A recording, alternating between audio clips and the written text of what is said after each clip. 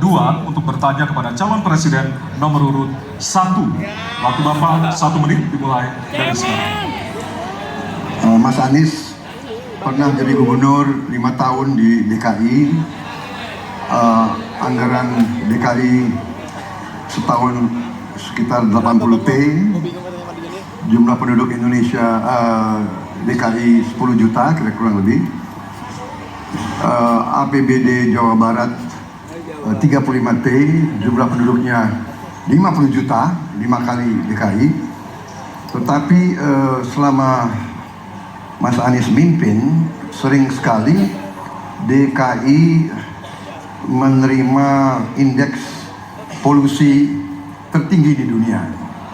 Bagaimana dengan anggaran 80 T, Pak Anies sebagai gubernur tidak dapat berbuat sesuatu yang berarti untuk mengurangi polusi? Terima kasih. Waktunya masih ada, Bapak? Sudah cukup? Baik, kita akan lanjutkan pada calon presiden nomor urut 1. Kami beri kesempatan untuk menjawab pertanyaan selama 2 menit, dimulai dari sekarang. Pak Prabowo, terima kasih atas pertanyaan yang bagus, tetapi kurang akurat. Saya akan jelaskan, Pak. Ketika satu daerah mengatakan di tempat kami tidak ada COVID, di tempat kami COVID banyak, lalu yang tidak ada COVID kami tanya, kenapa tidak ada COVID? Nah, kami kan punya alat testing, Pak. Karena tidak punya alat testing, maka tidak ada COVID. Yang punya alat testing, maka ada COVID. Okay? Boleh saya selesaikan dulu? Ya. Jadi, apa yang terjadi? Di Jakarta kami memasang alat pemantau polusi udara. Bila masalah polusi udara itu bersumber dari dalam kota Jakarta, maka hari ini, besok, minggu depan konsisten selalu akan kotor. Tapi apa yang terjadi? Ada hari di mana kita bersih, ada hari di mana kita kotor. Ada masa minggu pagi, Jagakarsa sangat kotor. Apa yang terjadi? Polusi udara tak punya KTP. Angin tak ada KTP-nya. Angin itu bergerak dari sana sini. Ketika polutan yang muncul dari pembangkit listrik tenaga uap mengalir ke Jakarta, maka Jakarta punya indikator, karena itu Jakarta mengatakan ada polusi udara. Ketika anginnya bergerak ke arah Lampung, ke arah Sumatera, ke arah Laut Jawa, di sana tidak ada alat monitor, maka tidak muncul. Dan Jakarta pada saat itu bersih. Kalau problemnya dari dalam kota saja, maka konsisten tiap waktu. Ya, kita punya masalah polusi. Karena itu kita kerjakan dengan apa?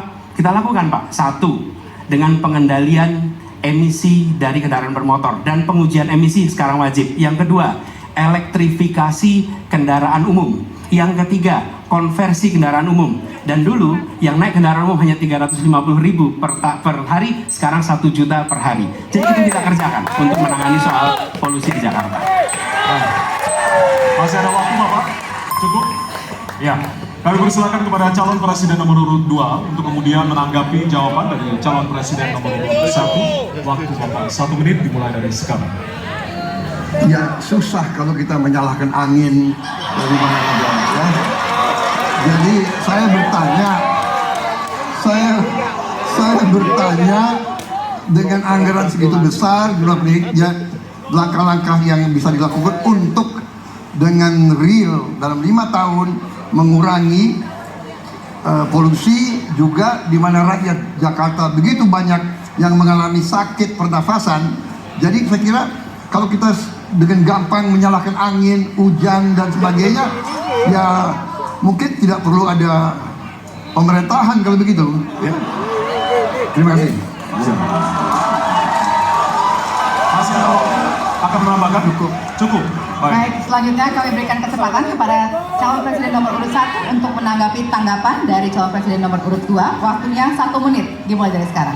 Ya, inilah bedanya yang berbicara pakai data, yang berbicara pakai fiksi. Ya.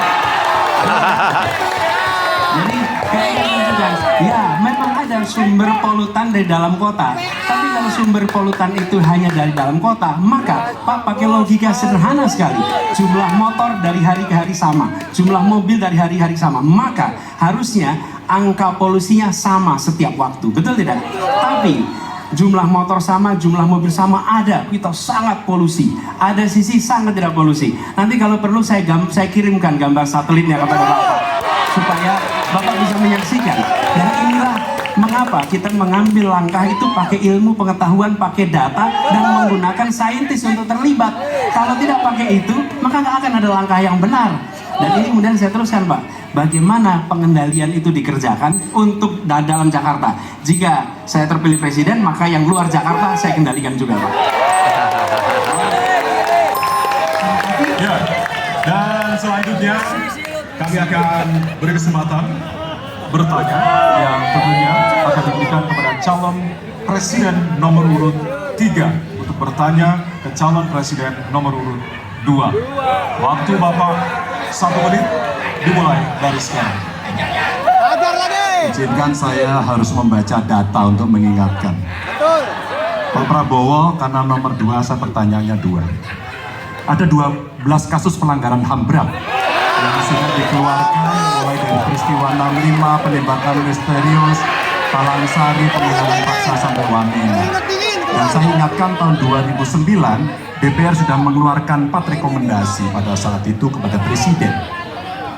1. Membentuk pengadilan HAM ad hoc. Yang kedua, menemukan 13 korban penghilangan paksa. Yang keempat, memberikan kompensasi dan pemulihan. Dan yang keempat, meratifikasi konvensi anti penghilangan paksa sebagai upaya pencegahan. Pertanyaan saya ada 2. Kalau Bapak ada di situ, apakah akan membuat pengadilan HAM dan membereskan rekomendasi DPR? Pertanyaan kedua, di luar sana menunggu banyak ibu-ibu, apakah Bapak bisa membantu menemukan di mana kuburnya yang hilang agar mereka bisa berziarah? Silakan.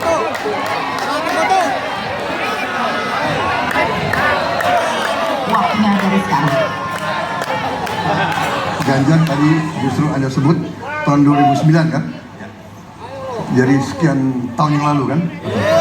Dan masalah ini ditangani justru oleh wakil presiden Anda. Ya. Ya. Jadi apalagi mau ditanya kepada saya? Saya sudah menjawab berkali-kali, ada rekam digitalnya. Saya sudah jawab berkali-kali. Tiap 5 tahun kalau polling saya naik, ditanya lagi soal itu.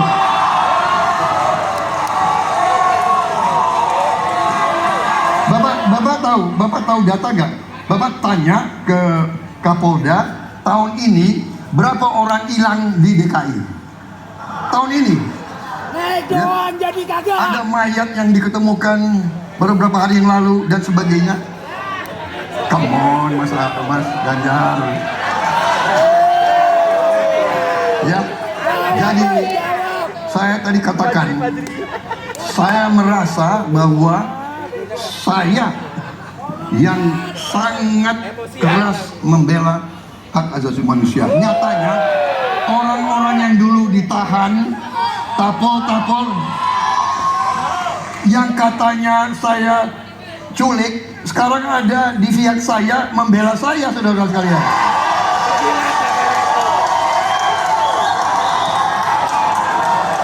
Jadi masalah HAM jangan dipolitisasi, Mas Ganjar, ya.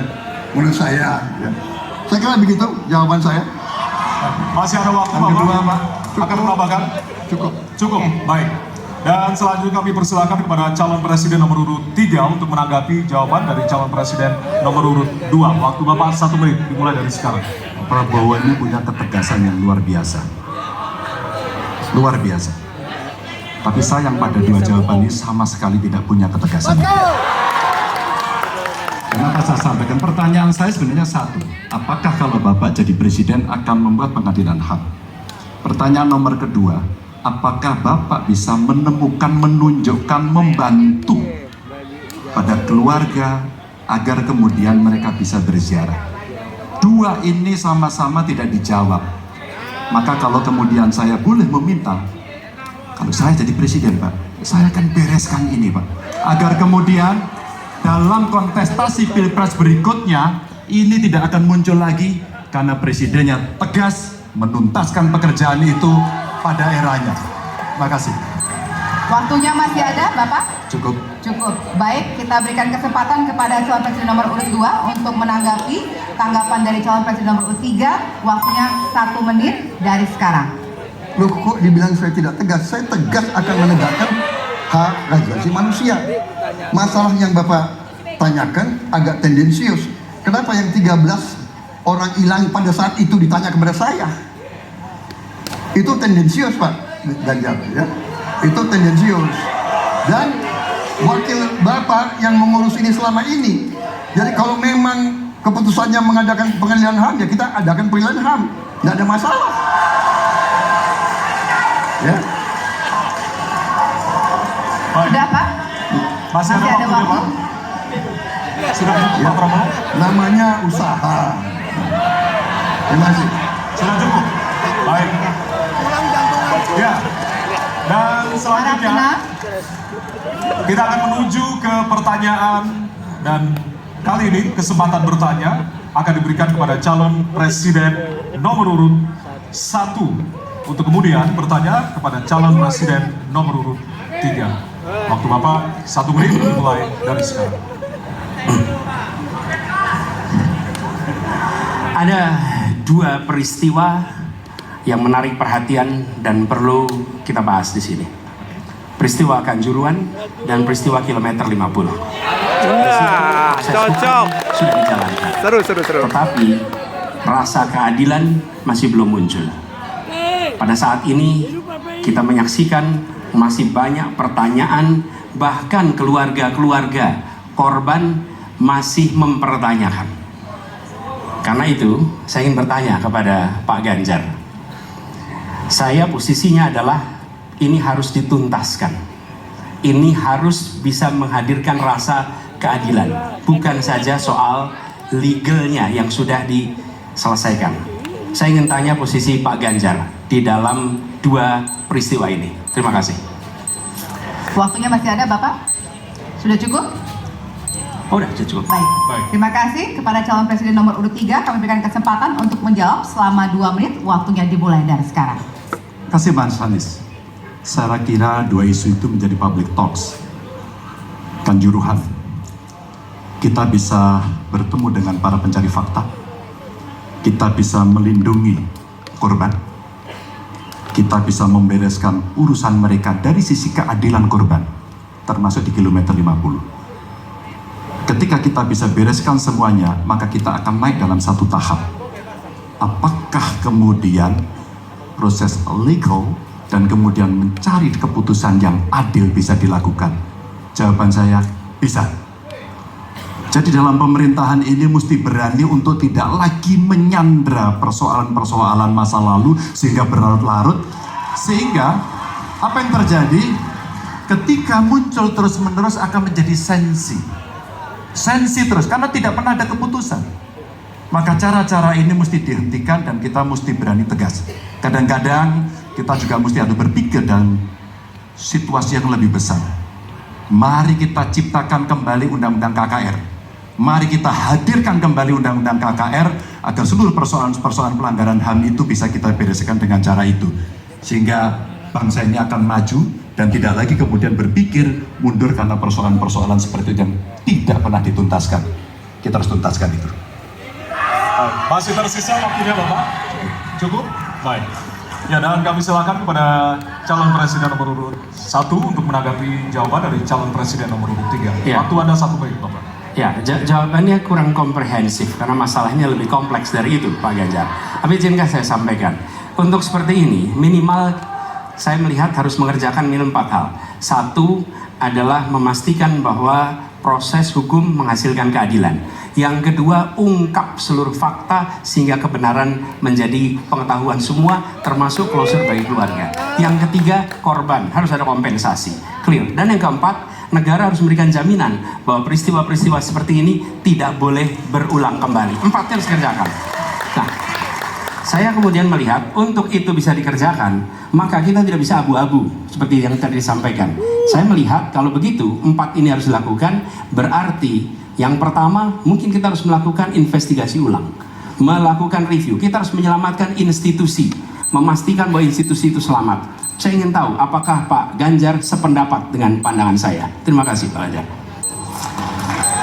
Baik. Waktunya habis. Selanjutnya kami berikan kesempatan kepada calon presiden nomor urut 3 untuk menanggapi tanggapan dari calon presiden nomor urut 1. Waktunya 1 menit dari sekarang.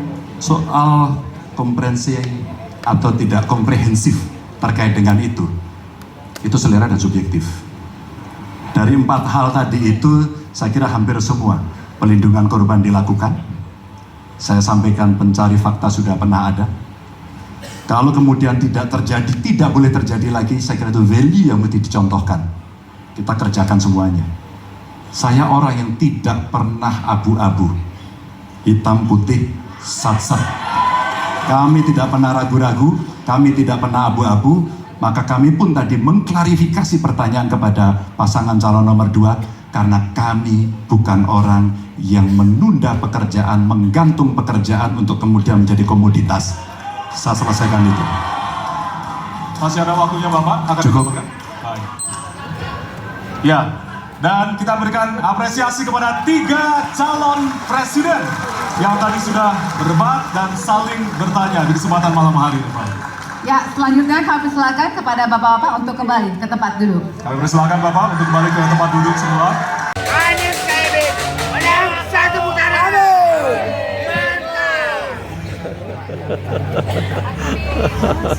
Mana Bapak Ibu, debatnya seru Bapak Ibu. Seru sekali. Kita menang debat malam ini ya Bapak Ibu semua. Betul, amin. Kita nyanyi kembali ya, Presiden, Anies Baswedan, Wakil Presiden, Gus Imin. 2024. Amin menang. Amin. Kita tetap semangat Bapak Ibu, karena sebentar lagi ada pertanyaan pamungkas dari Anies Baswedan. Kita siap-siap mendengarkan. Kalau ada yang mau yel-yel boleh pakai mic.